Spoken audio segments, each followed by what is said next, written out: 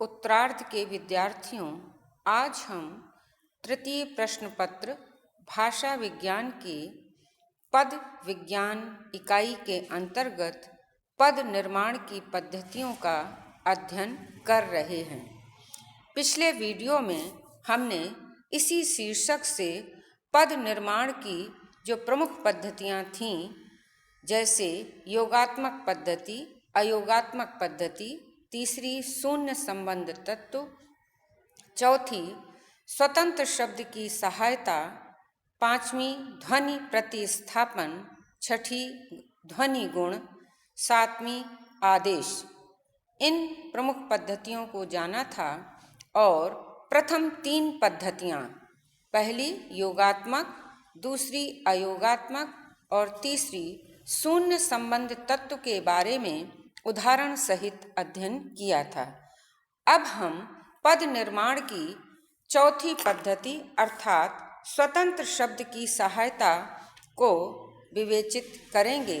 स्वतंत्र शब्द से मतलब है कि प्रायः ऐसे शब्द जिनका स्वतंत्र रूप से स्वतंत्र रूप से प्रयोग किया जाता है। प्रायः ये ऐसे शब्द सभी भाषाओं में मिलते हैं जिनका उपयोग पद निर्माण के लिए किया जाता है, जैसे संस्कृत के अवयव शब्द चा, इति, अथ, एव आदि, हिंदी के परसर्ग ने, को, से, का आदि, और तीसरे अंग्रेजी भाषा के उदाहरणों से हम समझें कि अंग्रेजी के पूर्व सर्ग फ्रॉम, ऑन, चीनी के रिक्त शब्द ली अर्थात पर और यू का अर्थ होता है को। ये स्वतंत्र शब्द की सहायता से भी हम वाक्य में किसी भी शब्द का प्रयोग करके उसे पद के रूप में परिवर्तित करते हैं। जैसे यदि हम हिंदी से ही उदाहरण लें तो कह सकते हैं, राम ने पुस्तक पढ़ी, यह फल सीता को दो। तो सीता को, जैसे ही हमने उसमें को शब्द जोड़ा, वह सीता संज्ञा सूचक शब्द पद के रूप में बदल गया, क्योंकि उसमें अधिकरण आदि कारकों का यहाँ पर समावेश हो जाता है। पद निर्माण की पद्धतियों के अंतर्गत जो संबंध तत्व के प्रकार होते हैं, अगला है ध्वनि प्रतिस्थापन। यहाँ ध्वनि प्रतिस्थापन से तात्पर्य है किसी भी मूल शब्द में स्वर अथवा व्यंजन या स्वर व्यंजन दोनों के परिवर्तन से संबंध तत्व का प्रकट होना। यहाँ ध्वनि प्रतिस्थापन से यह भी मान सकते हैं कि जब हम किसी मूल क्रिया में, मूल शब्द में किसी भी उपसर्ग या प्रत्यय को जोड़ देते हैं, किसी वर्ण को, ध्वनि को जोड़ देते हैं, तो वहाँ पर ध्वनि प्रतिस्थापन हो जाता है।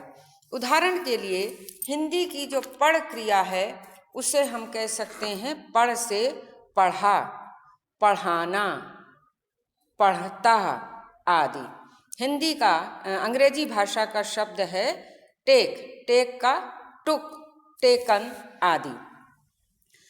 अरबी भाषा की एक कहना चाहिए, अरबी भाषा का एक मूल जो शब्द है, धातु है कतब, कतब। अब उसी कतब में विभिन्न ध्वनि प्रतिस्थापन से शब्द बनते हैं किताब, कातिब, कुतुब और कात्याल आदि। कुतुब मीनार भी शब्द इसी से बना है, एक के बाद एक किसी चीज को रखना। अगला जो गुण है या कहें पद निर्माण की जो पद्धति है वह है ध्वनि गुण। ध्वनि गुण से यहाँ पर तात्पर्य है विभिन्न ध्वनि गुणों अर्थात मात्रा, अनुनासिकता, बलाघात आदि से भी संबंध तत्व प्रकट होता है। यहाँ पर एक बड़ा चर्चित उदाहरण देना चाहूँगी कि विराम चिन्ह में वैसे शब्द इस वाक्य का प्रयोग होता है, रोको जाने दो, दूसरा रोको मत जाने दो।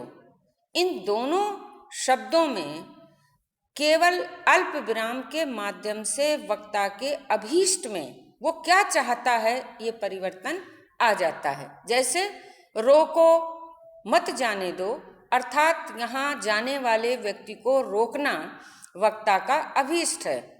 दूसरा, जब हम रोको मत जाने दो कहते हैं तो यहाँ पर यह है कि रोकना वक्ता का अभीष्ट नहीं है, अपितु वो किसी को रोकने के लिए मना कर रहा है और वो चाहता है कि जाने वाला व्यक्ति यहाँ से चला जाए।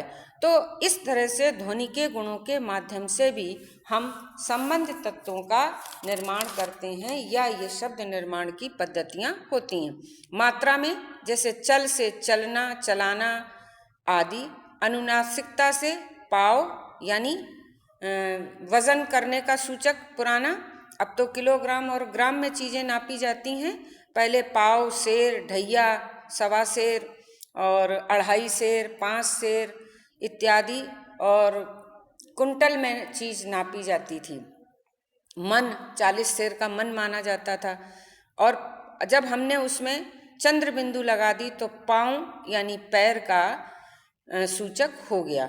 स्वराघात के माध्यम से जायब, मतलब मैथिली भाषा में अगर जायब कोई बोल रहा है तो पूछता है आप जाएंगे, और मैं जाऊंगा, चलें हिंदी में मैं चलता हूँ, चल हिंदी क्या मैं चल इत्यादि ऐसे प्रयोग हैं जिनके माध्यम से ध्वनि की मात्रा से, ध्वनि के प्रयोग से ये बात ध्यान में आ जाती है कि वाक्य में प्रयुक्त पद का किस रूप में प्रयोगकर्ता प्रयोग करना चाहता है। आदेश, संस्कृत में इस शब्द का बहुतायत से प्रयोग होता है। आदेश से तात्पर्य होता है मूल शब्द का भिन्न रूप में हो जाना, चाहे वो संधिस के रूप में हो, समास के रूप में हो या किसी अन्य व्याकरणिक माध्यम से। जैसे संस्कृत गम के रूप गमति गमता गमंती ना होकर गच्छति गच्छता गच्छन्ति होते हैं। हिंदी में जाता का गया, जाया का रूप भूतकाल में स्वतंत्र क्रिया के रूप में व्यवहार नहीं किया जाता। वह जाया नहीं रूप कभी नहीं बनेगा, वो होगा वह गया। गत का गया रूप विकसित हुआ है। इसी तरह से अंग्रेजी में गो का वेंट रूप इसी रूप में होता है कि ये जब आदेश होता है, आदेश यानी मूल शब्द का भिन्न रूप में हो जाना। इस तरह से हम कह सकते हैं कि हमारी भाषा में पद निर्माण की विभिन्न पद्धतियाँ प्रचलित हैं